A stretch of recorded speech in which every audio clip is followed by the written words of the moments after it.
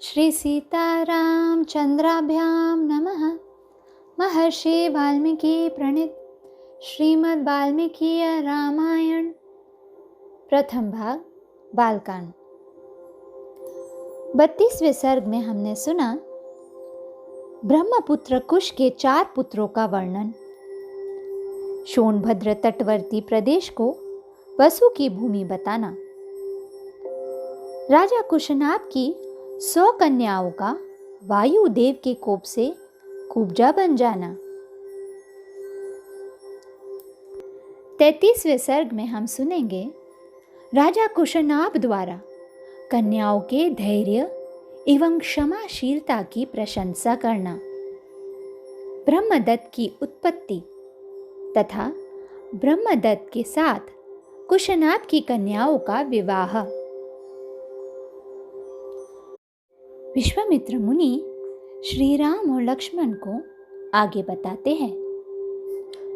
बुद्धिमान महाराज कुशनाभ का वह वचन सुनकर उन 100 कन्याओं ने पिता के चरणों में सिर रखकर प्रणाम किया और इस प्रकार कहा, राजन, सर्वत्र संचार करने वाले वायुदेव अशुभ मार्ग का अवलंबन करके हम पर जबरदस्ती करना चाहते थे। धर्म पर उनकी दृष्टि नहीं थी। हमने उनसे कहा, देव आपका कल्याण हो, हमारे पिता विद्यमान है, हम स्वच्छंद नहीं है।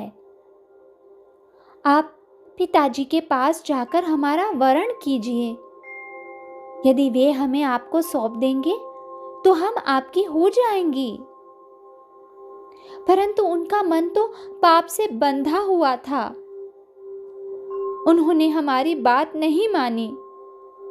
हम सब बहनें यही धर्म संगत बातें कह रही थी तो भी उन्होंने हमें गहरी चोट पहुंचाई। बिना अपराध के ही हमें पीड़ा दी। उनकी बात सुनकर परम धर्मात्मा महातेजस्वी राजा ने उन अपनी परम उत्तम 100 कन्याओं को इस प्रकार उत्तर दिया, पुत्रियों, आप सभी ने वायुदेव को श्राप नहीं दिया। ये बहुत उत्तम बात है। क्षमाशील महापुरुष ही जिसे कर सकते हैं वही क्षमा तुमने भी की है। ये तुम लोगों के द्वारा महान कार्य संपन्न हुआ है।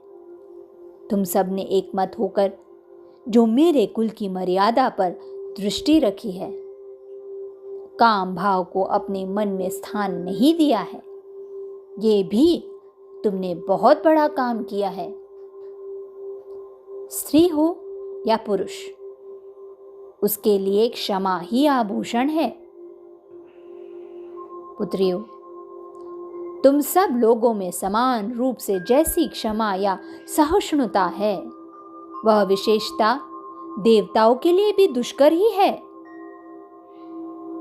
पुत्रियों, क्षमा दान है, क्षमा सत्य है, क्षमा यज्ञ है, क्षमा यश है और क्षमा ही धर्म है।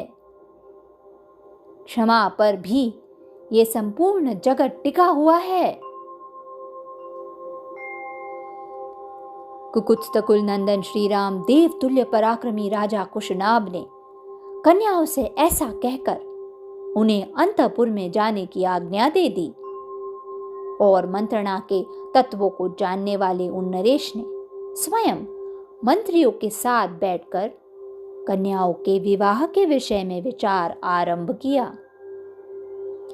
विचारणीय विषय ये था कि किस देश में, किस समय और किस सुयोग्य वर के साथ उनका विवाह किया जाए। उन्हीं दिनों चूली नाम से प्रसिद्ध एक महातेजस्वी सदाचारी एवं ऊर्ध्वरेता या नैष्टिक ब्रह्मचारी मुनि वेदोक्त तप का अनुष्ठान कर रहे थे अथवा ब्रह्म चिंतन रूप में तपस्या में संलग्न थे। श्री राम तुम्हारा भला हो। उस समय एक गंधर्व कुमारी वहां रहकर उन तपस्वी मुनि की उपासना या अनुग्रह की इच्छा से सेवा करती थी। उसका नाम था सोमदा। वो उर्मिला की पुत्री थी। वह प्रतिदिन मुनि को प्रणाम करके उनकी सेवा में लगी रहती थी तथा धर्म में स्थित रहकर समय समय पर सेवा के लिए उपस्थित होती थी। इससे उसके ऊपर वे गौरवशाली मुनि बहुत संतुष्ट हुए। रघुनंदन, शुभ समय आने पर चूली ने उस गंधर्व कन्या से कहा, शुभे, तुम्हारा कल्याण हो। मैं तुम पर बहुत संतुष्ट हूं। बोलो, तुम्हारा कौन सा प्रिय कार्य सिद्ध करूं? मुनि को संतुष्ट जानकर गंधर्व कन्या बहुत प्रसन्न हुई। वह बोलने की कला जानती थी। उसने वाणी के मर्मज्ञ मुनि से मधुर स्वर में इस प्रकार कहा, महर्षि, आप ब्राह्मी संपत्ति या ब्रह्म तेज से संपन्न होकर ब्रह्म स्वरूप हो गए हैं। अतएव आप महान तपस्वी हैं। मैं आपसे ब्रह्म तप, ब्रह्म ज्ञान एवं वेदोक्त तप से युक्त धर्मात्मा पुत्र प्राप्त करना चाहती हूं। मुने, आपका भला हो। आपकी सेवा में मैं आई हूं। आप अपने ब्रह्म बल या तपोशक्ति से मुझे पुत्र प्रदान करें। उस गंधर्व कन्या की सेवा से संतुष्ट हुए ब्रह्मर्षि चूली ने उसे परम उत्तम ब्रह्म तप से संपन्न पुत्र प्रदान किया। वो उनके मानसिक संकल्प से प्रकट हुआ मानस पुत्र था। उसका नाम ब्रह्मदत्त हुआ। यह कुशनाभ के यहां जब कन्याओं के विवाह का विचार चल रहा था, उस समय राजा ब्रह्मदत्त उत्तम लक्ष्मी से संपन्न हो कामपिल्या नामक नगरी में उसी तरह निवास करते थे जैसे स्वर्ग की अमरावती पुरी में देवराज इंद्र। कुकुत्स्थ कुलभूषण श्री राम तब परम धर्मात्मा राजा कुशनाभ ने ब्रह्मदत्त के साथ अपनी 100 कन्याओं को ब्याह देने का निश्चय किया। महातेजस्वी भूपाल राजा कुशनाभ ने ब्रह्मदत्त को बुलाकर अत्यंत प्रसन्न चित्त से उन्हें अपनी 100 कन्याएं सौंप दी।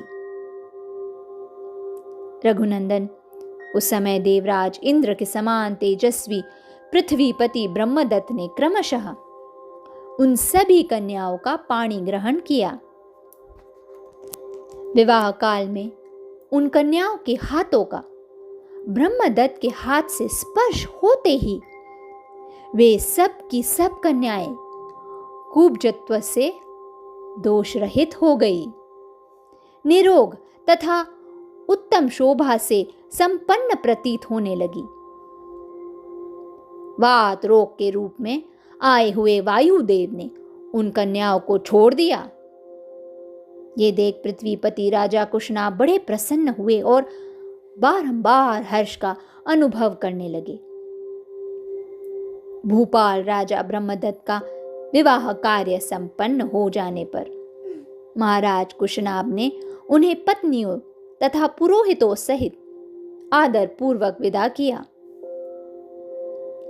गंधर्वी सोमदा ने अपने पुत्र को तथा उसके योग्य विवाह संबंध को देखकर अपनी उन पुत्र वधुओं का यथोचित रूप से अभिनंदन किया। उसने एक एक करके उन सभी राजकन्याओं को हृदय से लगाया और महाराज कुशनाभ की सराहना करके वहां से प्रस्थान किया। इस प्रकार श्री वाल्मीकि निर्मित आश रामायण आदि काव्य के बालकांड में 33वां सर्ग पूरा हुआ। 34वें सर्ग में हम सुनेंगे गाधी की उत्पत्ति, कौशिकी की प्रशंसा, विश्वामित्र जी का कथा बंद करके आधी रात का वर्णन करते हुए सबको सोने की आज्ञा देकर शयन करना। धन्यवाद।